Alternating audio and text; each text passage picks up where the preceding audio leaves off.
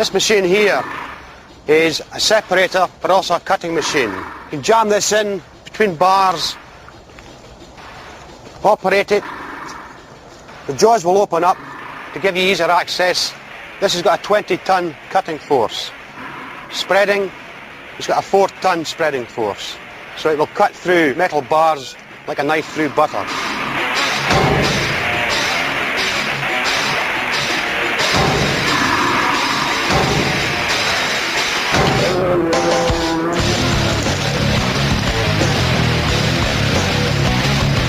This piece of equipment here is a hydraulic door opener. Take it up to the door, put it in between, pump up the hydraulics, turn the lever, and a ram will come out and knock the door down.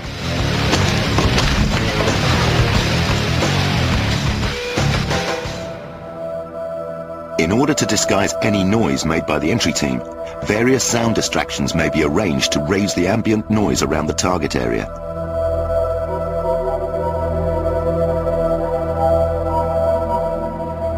In the Iranian Embassy siege, Heathrow's air traffic was ordered to fly lower and closer than normal over the siege vicinity, raising noise levels subtly but effectively. When a more dynamic entry is necessary, serenity is not an issue. Getting to the target as quickly as possible is. When doing the close target recce of the stronghold, you're going to be looking at the doors you're going to make entry through. You're going to look at them to see how strong they are. From that you will decide which tool you're going to use for that specific door. In this case, we're going to use the hooligan bar. Like.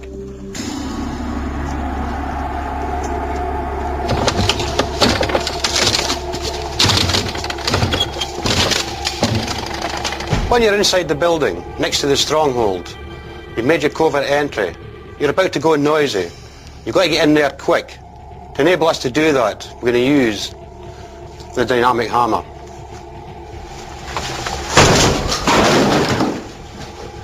As you can see, that's quite effective. When entering the stronghold, you may come across a stronger door. For instance, an industrial fire door. For that, you use the Remington 870 Magnum shotgun with the Hatton round. The Hatton round fires a solid plastic slug. You use that into the hinges, 1, 2, and finally into the lock, 3. Push the door over and you're inside.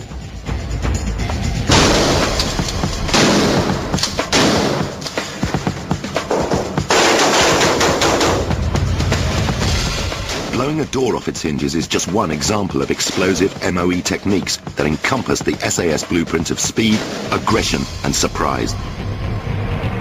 But just because a door is there, it doesn't mean that they have to be used. John McAleese is an expert in demolitions. You might not even use the door or the window, because you could have terrorists in there and they're thinking, aha, if they are going to come in, they're going to come through that door or the window, so they might barricade them. So instead of going through there, you go through the wall. You become sneaky, you know. A special device called a frame charge is used for blowing holes in a wall. Plastic explosive is positioned on a purpose-built board and is designed to force the explosion forward through the wall.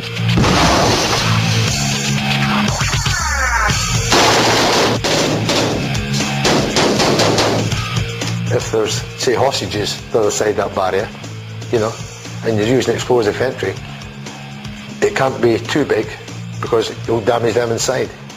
But that's where you've got to make a quick decision, you know. Is the risk of them getting slightly injured greater than saving their life, you know? You've got to get that happy balance. The same frame charge can also be used for blowing out windows.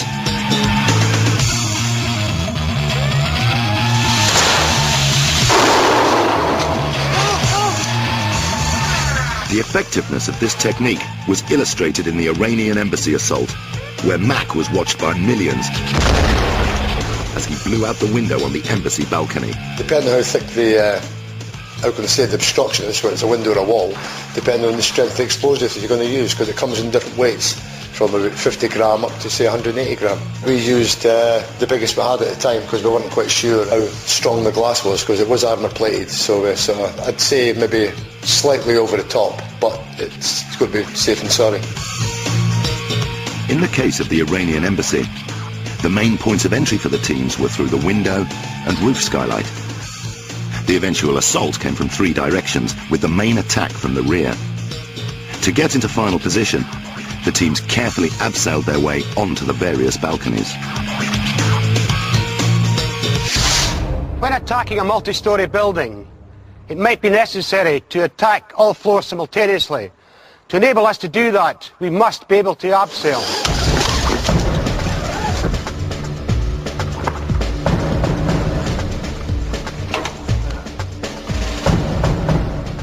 Okay, let's have a look at the equipment. We have a full body harness. Use a full body harness because it keeps us nice and erect when we're coming down the face of the building. Attached to the body harness, a carabiner and a pretzel. Always a lock gate carabiner, so it's nice and secure, firm and safe. The pretzel is used to enable us to operate hands-free. It also allows us to stop at any time, take both hands off the pretzel, and allows us to move both hands, whether we want to put explosives on to gain entry, or whether we want to draw our weapon to engage any terrorists that we see inside the building. Quick demonstration, please, John.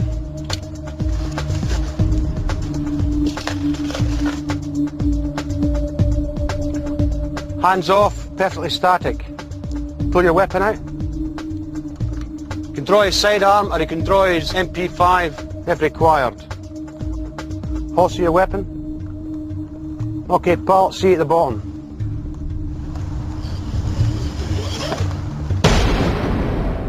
During assaults, ropes may be used in a variety of ways. In areas of difficult access and where sheer speed is required, teams may be deployed using fast roping techniques. In hostage rescue scenarios, every second counts, and the quickest way of getting a team off a helicopter is by using fast ropes, which can deploy a team of 40 soldiers in a matter of seconds.